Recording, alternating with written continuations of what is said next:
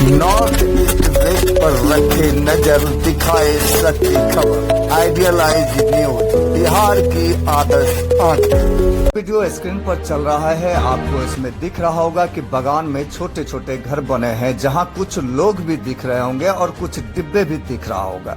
दरअसल यह तस्वीर यह पोल खोल रही है कि बिहार में शराब पूर्ण बंद है या नहीं। जी हाँ, यह छोटे वीडियो जो चुपके से लिए गए वार्ड 4 के प्रधान टोला से चर्च गेट तक जाने वाले रास्ते का है। बताया जाता है कि इस रास्ते में खेत खलिहान, तार के पेड़ और सड़क किनारे खुलेआम कच्चे शराब बेचे जाते हैं। सिर्फ यह एक छोटे से वीडियो के माध्यम से आपको शहर के सभी वार्डों का अनुमान लग गया होगा। बातें की जाए दूसरे वार्ड की तो वार्ड 24 के आदिवासी टोला या जिसे धांगर टोली कहते हैं, वहां शाम के 4 बजते ही सभी आपको टुल अपने दुनिया में गुल, अपने में मशहूर मिलेंगे। कमोबेश इस टोला का भी यही दृश्य देखने को सामने मिलेगा। सूत्रों की माने तो कई जगह तो डिलीवरी बॉय डिलीवर तक करते हैं। आप यूं कह लें कि शराब निर्माता से लेकर बड़े शराब माफियाओं को कानून का भय तक नहीं होता। अब सवाल यह उठता है कि आखिर क्यों ऐसे लोगों को कानून का डर नहीं होता। शराब बंदी में शराब बेचने, खरीदने, पीने की सूचना मिलते ही जब पुलिस प्रशासन जगह पर पहुंचती है तो कुछ पकड़े भी जाते हैं और कुछ फरार भी हो जाते हैं। अब सवाल यह भी उठता है कि आखिर क्यों नहीं बंद हो पाता। आए दिन अखबारों में, टीवी में शराब को लेकर न्यूज चलता ही रहता है। आपको स्क्रीन पर एक अखबार कटिंग दिख रहे होंगे। इसमें लिखा है कि शराब को लेकर मुसहरी टोला में छापेमारी की गई, पुलिस टीम पर हमला। अखबार के कटिंग है जिसमें साफ साफ लिखा है कि मधुबनी थाना अंतर्गत पुलिस प्रशासन चुनापुर रोड स्थित बक्सा घाट बड़ी मुसहरी टोला में शराब मामले में पुलिस छापेमारी करने गए तो लोगों ने पुलिस पर पत्थरों से हमला करना शुरू कर दिया। हालांकि पुलिस प्रशासन ने अपने सूझबूझ से 15 लीटर देशी शराब के साथ तस्कर को गिरफ्तार भी किए हैं। पूरी खबर आपको यह स्क्रीन पर दिख रहा है और आप पढ़ सकते हैं। अब सवाल यह उठता है कि आखिर शराब बंदी में उन्हें हिम्मत देता है कौन? अगर विदेशी शराब मिलता है शहर में तो दूसरे राज्यों से बिहार में आता है कैसे? आखिर इनके जिम्मेदार हैं कौन? जनता, पुलिस प्रशासन, जनप्रतिनिधि या आपराधिक तत्व? आखिर शराब बंदी में पूर्णतः शराब बंदी होगा कब?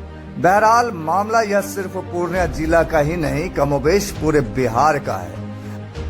ऐसे में माननीय मुख्यमंत्री जी के द्वारा या जनप्रतिनिधि के द्वारा यह दावे खोखले साबित हो रहे हैं कि बिहार में शराब बंद है। विधायक श्री खेमका जी से हमने बातचीत की तो आप सबसे पहले यह सुने कि उन्होंने क्या कुछ कहा। पहले शराब माफियाओं के विषय में बात किया था कि उस पर भी सरकार नकेल कसने की काम करती है। अभी पूर्णिया की बात की जाए तो पूर्णिया में कहीं कहीं यह देखने को मिलता है कि खुलेआम शराब बिक रहे हैं। जैसे वार्ड नंबर 4 में प्रधान टोला में खुलेआम शराब बिक रहे थे और वो शराब वहाँ निर्माण किए जाते हैं, कच्चे शराब का निर्माण होते हैं। तो पुलिस प्रशासन के द्वारा यह रोकने में असफलता क्यों है सर? मैं आप लोगों के इलेक्ट्रॉनिक मीडिया, प्रिंट मीडिया से प्रधानमंत्री के शपथ ग्रहण समारोह में मैं गया था और आने के बाद मैंने देखा और पढ़ा है तो निश्चित रूपेण शराब माफिया पर जो मैंने कहा और शराब बिक्री पर तो प्रतिबंध है ही, और शराब माफिया पर भी लगाम लगाने का काम सरकार पुलिस विभाग के माध्यम से कर रही है। जहां तक आपने 4 नंबर वार्ड की बात कही है तो इसको हमने संज्ञान लिया है।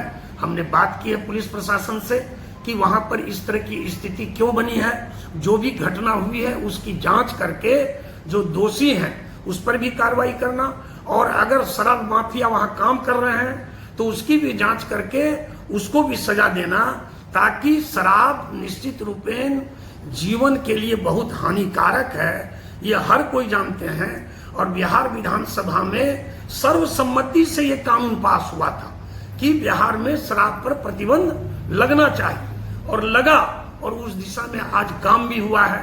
और उस दिशा में काम लागू होने से, ये प्रतिबंध लागू होने से लोगों की जीवन शैली भी बदली है। लोग सुखी संपन्न भी हुए हैं।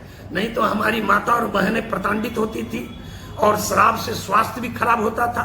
अनेक तरह की विभिन्न जो संक्रामक बीमारी है उससे हम जो है पीड़ित होते थे, गंभीर बीमारी से पीड़ित होते थे। आज जो है शराब नहीं पीने से लोगों का परिवार खुशहाल हुआ है।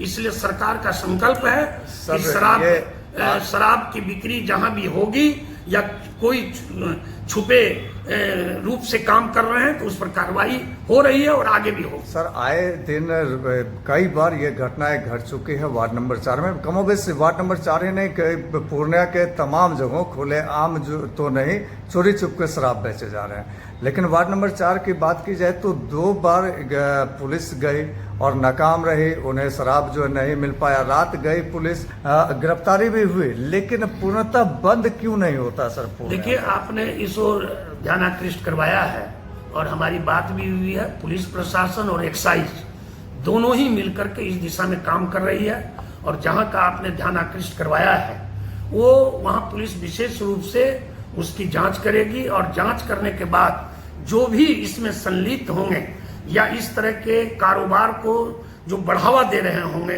कर रहे होंगे, करने के लिए प्रोत्साहित कर रहे होंगे, इस तरह के जो भी लोग होंगे निश्चित रूप में पुलिस जांच करके उस पर विशेष कार्रवाई करेगी। सर, इस मामले पे थाना के द्वारा कोई बयान नहीं दिया जाता है रात में, पीछे क्या कारण है? नहीं, इस पर तो मैं जब तक की जानकारी नहीं लूंगा और इस विषय में मेरी पुलिस पदाधिकारी से और जो उससे संबंधित अधिकारी है एक्साइज के भी, उनसे जब तक बात नहीं हो जाती है कुछ भी कहना जो है वो श्रेयकर नहीं होगा।